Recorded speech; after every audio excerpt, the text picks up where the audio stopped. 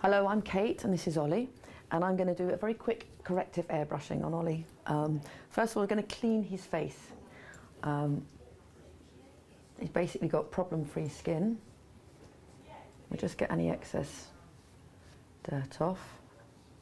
Now I like to use a really gentle cleanser, but it's really grease-free, which is why I like it so much. It looks like water. If I hold it up, you'll be able to see.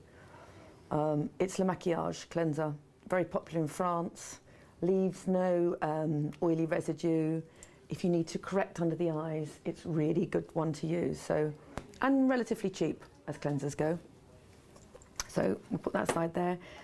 With airbrushing, particularly, I like to use silicone bases. So I think it's really important to put a primer on underneath.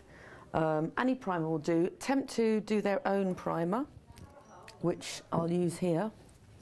And basically, they're just moisturisers. But that's a little attempt to one. The older the skin, the more you need. I would say that, because it kind of fills in the cracks more.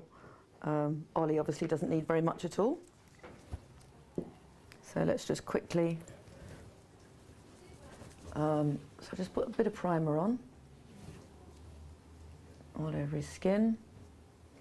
Now Ollie has got a few blemishes, not very many, but he has got a few.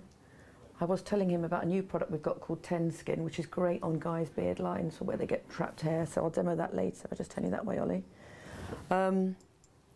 I don't believe you can do corrective properly with an airbrush. It's to seal in afterwards.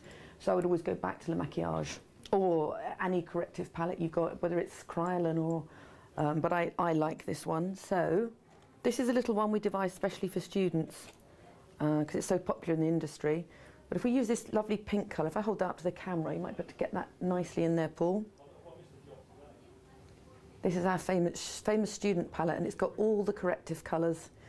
This gold is amazing. It's brilliant for Asian skins under the eyes. We've got the lilac, which is anti-grey, the green, which is a fantastic anti-red. This number 14, which is very famous in the industry. Lots of people use this mixed with touche éclat.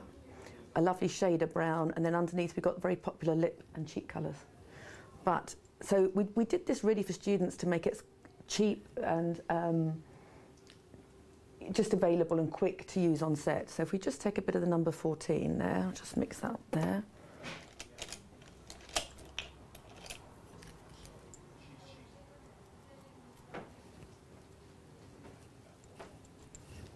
And we're just going to block out some of these little...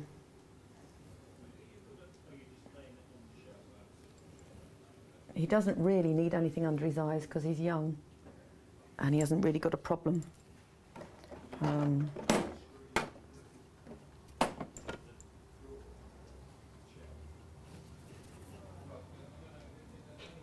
I don't know if you can see, I'm just doing a little bit of corrective with my maquillage palette.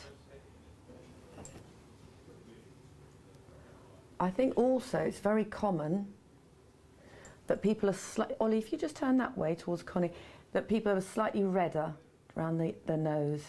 So again, going back to my Le Maquillage palette,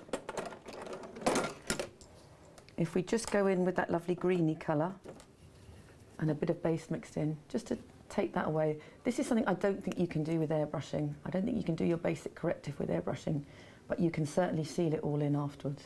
Just that way for me, darling, that way.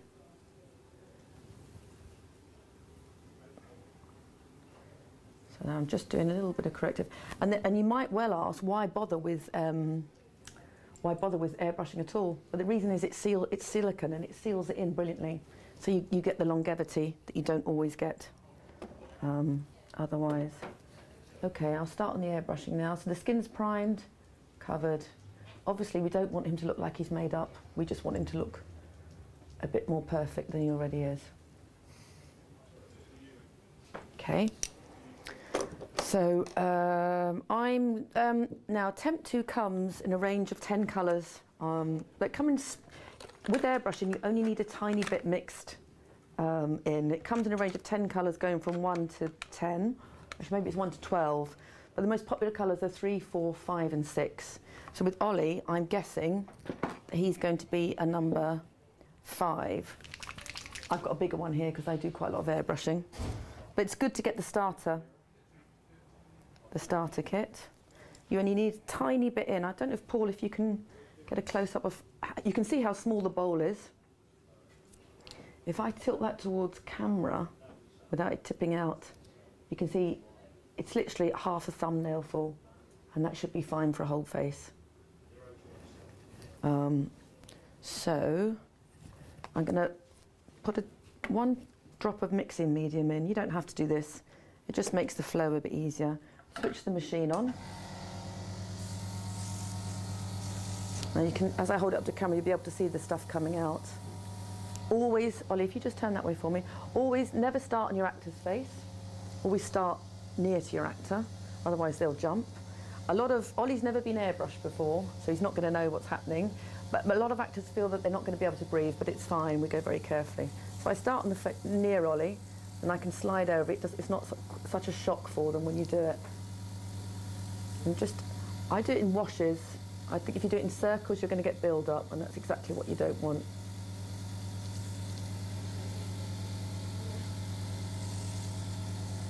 Just turn that way, Ollie. That's it. We can take it right down to the neck.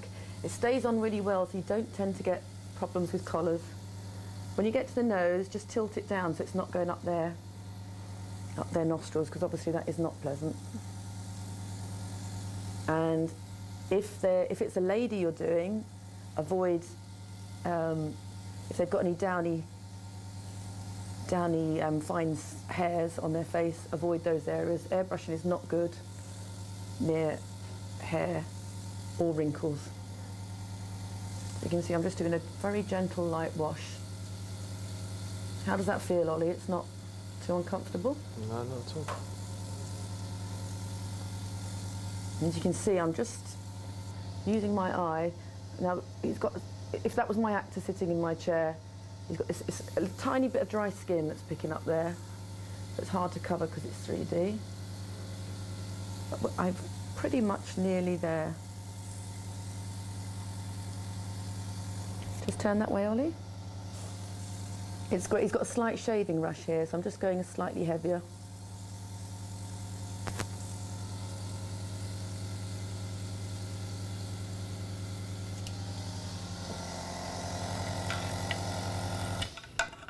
You wouldn't want to go any heavier than that, I don't think.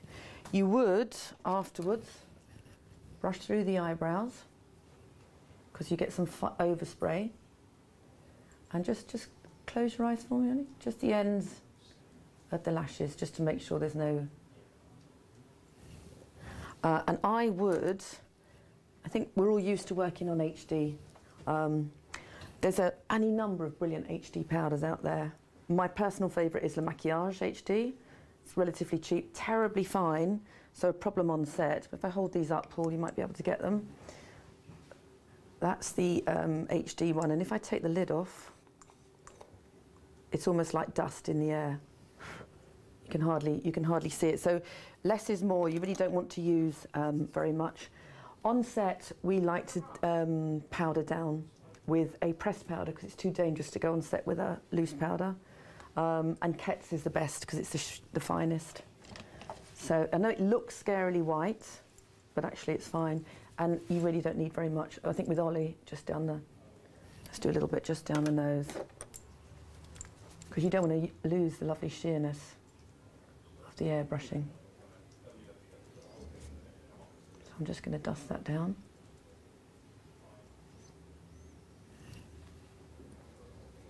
Now you'll notice I didn't do anything under his eyes. I wouldn't go under his eyes with the airbrush, and I don't think he really needs anything under his eyes. If he did, you can very easily go in afterwards with airbrushing. It's a fallacy to think that you can't work afterwards, especially nowadays.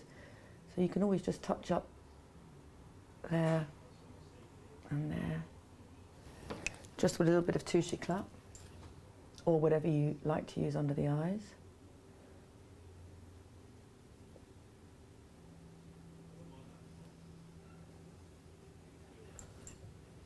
There we are, all done.